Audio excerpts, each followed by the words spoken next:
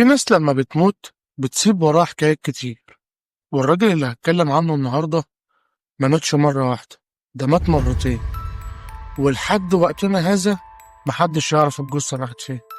يلا بينا نشوف ايه الحكاية بتاعت الراجل ده. الشيخ حسن الجبالي كان راجل له هيبة ووزن من الصعيد، ما كانش حد يقدر يتكلم قدامه بصوت عالي، ولا حد يجرؤ يقاطعه في الكلام. مش عشان مجرم ولا قتل قتلة، لا لا لا لا، الراجل ده كان وراه أسرار، وكان وراه حكايات كتير محدش يعرف هي ايه. في اللي قال ان هو ولي من اولياء الله الصالحين، وفي اللي قالك لا ده ساحر، وفي اللي كان بيترعب ان حتى يجيب سيرته بالليل.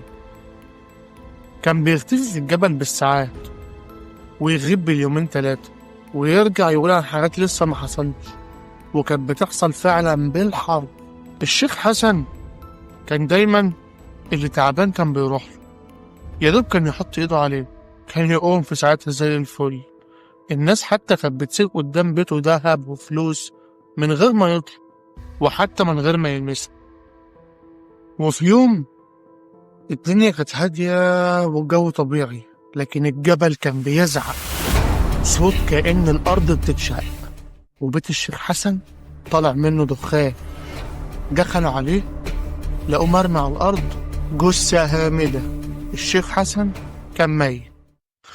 الناس كلها مشت في جنازته وراحوا دفنوه في مقابر العيلة، وقالوا ده كان راجل طيب وارتاح. لكن بعد أسبوعين حصل موقف مرعب جدا. راجل نفس شكله بالظبط واقف عند بيته ولابس نفس جلابيته وبيقول: حد شاف الشيخ حسن يا جماعة؟ اسم اللي شافوه جالهم صدمة ورعب. ايه ده هو نفس الصوت ونفس المشية ونفس كل حاجة. جروا على القبر بتاعه يشوفوا ايه الدنيا، لقوا القبر فاضي والجثة مش موجودة. شيخ من شيوخ البلد ساعتها قال: لا، اللي انتوا شفتوه ده مش هو، ده خيال، والراجل ده في بينه وبين ربنا سر.